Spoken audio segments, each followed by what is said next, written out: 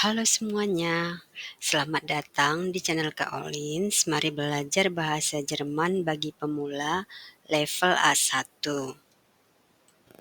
Dalam pelajaran 10-12, kita sudah mempelajari nomen dan artikel, baik itu bestimmte Artikel, unbestimmte Artikel, dan juga Negationsartikel im Nominativ. Dalam pelajaran kali ini, kita akan belajar personal pronomen atau kata ganti orang atau benda. Naun, los, fangen wir an. Lektion 13. Pelajaran 13. Personal pronomen. Personal pronomen atau kata ganti orang atau benda. Was ist ein personal pronomen? Apa yang dimaksud dengan kata ganti orang atau benda? Personal pronomen atau kata ganti orang atau benda adalah kata yang menggantikan nama orang atau nama benda atau sesuatu yang dibendakan di dalam kalimat. Sehingga kita tidak perlu mengulang-ulang lagi nama tersebut dan menjadikan kalimat kita menjadi lebih sederhana dan mudah dipahami. Kita buat contoh ya. Das ist Marina. Marina kommt aus Indonesien. Ini adalah Marina. Marina datang dari Indonesia. Nah, di sini kita 2 kali menyebut nama Marina. Untuk kita tidak mengulang-ulang nama Marina, maka kita bisa menghilangkan nama Marina dan menggantikannya dengan sie. Sehingga kalimatnya menjadi Das ist Marina. Sie kommt aus Indonesien. Ini adalah Marina. Dia datang dari Indonesia. Das ist Raphael. Raphael wohnt in Regensburg. Ini adalah Raphael. Raphael tinggal di Regensburg. Nama Raphael yang kedua bisa kita hilangkan, kita gantikan dengan er. Jadi kalimatnya, Das ist Raphael. Er wohnt in Regensburg. Ini adalah Raphael. Dia tinggal di Regensburg. Contoh berikutnya. Das sind Marina und Raphael. Marina und Raphael arbeiten bei Infineon. Ini adalah Marina dan Raphael. Marina dan Raphael bekerja di Infineon. Nama Marina dan Raphael yang kedua bisa kita ganti dengan sie atau mereka. Kalimatnya akan menjadi Das sind Marina und Raphael. Sie arbeiten bei Infineon. Das sind Marina und Raphael. Sie arbeiten bei Infineon. Ini adalah Marina dan Raphael. Mereka bekerja di Infineon. Jadi, kata Marina dan Raphael digantikan oleh kata mereka. Seperti yang kita kenal juga di dalam bahasa Indonesia, personal pronomen atau kata ganti orang atau benda berdasarkan jumlahnya dapat dibagi di dalam 2 kelompok, yaitu Einzahl atau singular atau tunggal dan Mehrzahl atau plural atau jamak. Dan berdasarkan orangnya, baik singular maupun plural, personal pronomen dibagi di dalam 3 bagian, yaitu die erste Person atau orang pertama, die zweite Person atau orang kedua, dan die dritte Person atau orang ketiga. Untuk bagian ini, saya akan menjelaskannya dari sisi bahasa Indonesia dulu ya. siapa yang termasuk orang pertama, orang kedua, orang ketiga, dan kemudian nanti saya akan membawa kita mengenali perbedaannya dengan di dalam bahasa Jerman. Yang termasuk orang pertama atau die erste Person adalah orang yang berbicara dan membicarakan dirinya sendiri. Dalam singular itu saya dan pluralnya kami dan kita. Perhatikan contoh ini. Saya membaca. Ich lese. Kami atau kita membaca. Wir lesen.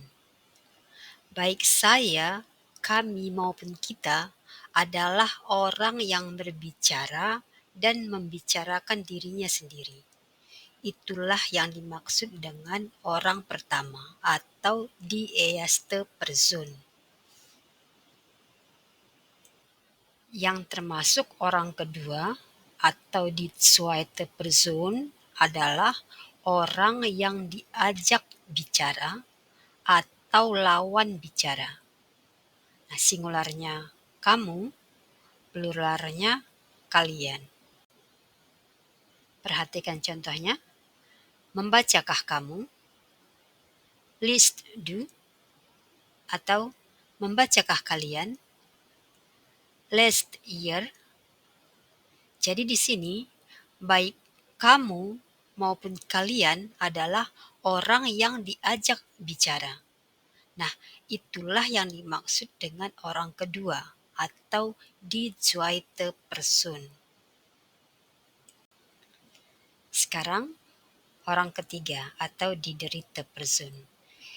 Yang dimaksud orang ketiga ialah orang yang dibicarakan. Jadi orang pertama orang yang berbicara, orang yang kedua orang yang diajak bicara, dan orang ketiga adalah orang yang dibicarakan. Singularnya dia, pluralnya mereka. Perhatikan contoh berikut. Dia membaca. Liest. Atau mereka membaca. Sie lesen. Jadi, baik dia maupun mereka itu adalah orang yang dibicarakan. Itulah yang dimaksud dengan orang ketiga atau die dritte Person.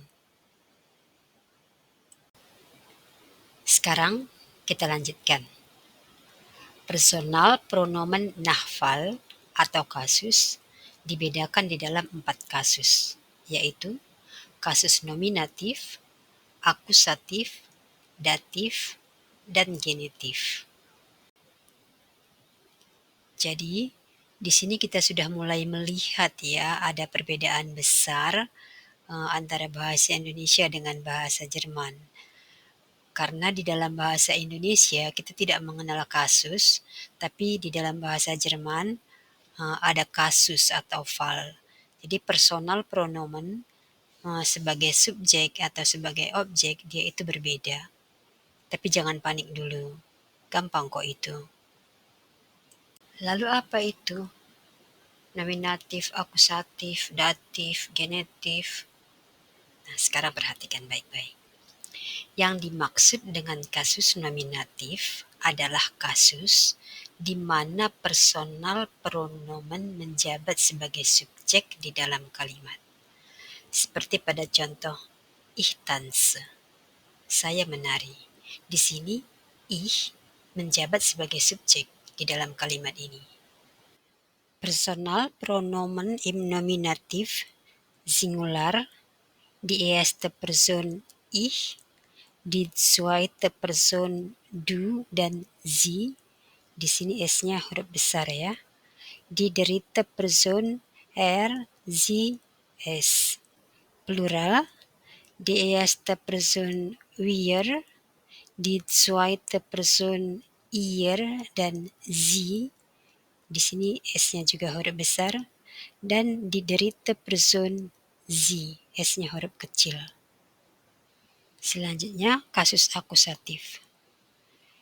Yang dimaksud dengan personal pronomen im akusatif adalah di mana personal pronomennya menjabat sebagai objek penderita di dalam kalimat. Atau ada juga yang bilang objek langsung. Contoh, Sie besuchen mich. Mereka mengunjungi saya. Jadi, mich di sini merupakan objek penderita atau objek langsung. Jadi mulai nampak ya perbedaannya dengan bahasa Indonesia. Personal pronomen im akusatif singular, die erste Person mich, die zweite Person dich, dan sie, die dritte Person ihn, sie, dan es. Plural, die erste Person uns, die zweite Person euch, dan sie, dan die dritte Person sie. Yang dimaksud dengan personal pronomen im datif adalah kasus di mana personal pronomennya menjabat sebagai objek pelengkap di dalam kalimat, atau banyak juga yang menyebutnya sebagai objek tidak langsung. Contoh, sie gibt mir ein Geschenk. Sie gibt mir ein Geschenk. Dia memberiku sebuah hadiah. Jadi, mir adalah objek pelengkap atau objek tidak langsung. Dan hadiah adalah objek penderita atau objek langsungnya. Personal pronomen im dativ singular, die erste Person mir, die zweite Person dir und ihnen, die dritte Person ihm, ihr, ihm. Plural, die erste Person uns, die zweite Person euch und ihnen, die dritte Person ihnen. Yang dimaksud dengan personal pronomen im genitif adalah kasus di mana personal pronomennya merupakan kepemilikan. Kasus genitif ini jarang dipergunakan di dalam percakapan dan penggunaannya pun hanya dalam hal-hal tertentu saja. Tapi tidak ada salahnya kan kalau kita tahu. Perhatikan contoh berikut ini. Seorang badut berkata, alle spotten meiner. Alle spotten meiner. Semua menyoraki aku. Yang dimaksud dengan kalimat ini, yang disorakin itu bukanlah pribadi orang yang memerankan si badut, melainkan keberadaan si badut itu sendiri. Apa yang dimilikinya, hidungnya yang lucu, atau tingkahnya yang mengagumkan, dan lain-lain. Personal pronomen im genitiv singular, die erste Person meiner, die zweite Person deiner und ihrer, die dritte Person seiner, ihrer und seiner. Plural, die erste Person unser, die zweite Person euer und ihrer, die dritte Person ihrer.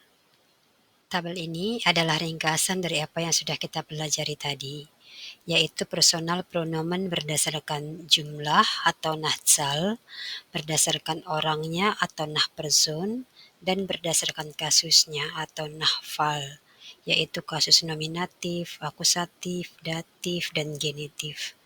Sekarang sudah terlihat jelas ya bagaimana perbedaan personal pronomen atau kata ganti orang di dalam bahasa Indonesia dan di dalam bahasa Jerman. Kalau di dalam bahasa Indonesia, saya sebagai subjek tetap saya ketika sebagai objek, baik itu objek penderita atau objek pelengkap. Kalau bahasa Jerman beda-beda. Oke, jadi selamat belajar. Ikuti terus videonya, kita akan bahas nanti satu persatu dari personal pronoun ini. Untuk video kali ini cukup sampai di sini dulu. Kalau teman-teman merasa video ini bermanfaat, jangan sungkan untuk membagikannya kepada yang lain, supaya kita boleh belajar bersama-sama di Olin's Vlog. Dan jangan lupa di-subscribe dan di-like videonya. Danke, auf Wiedersehen.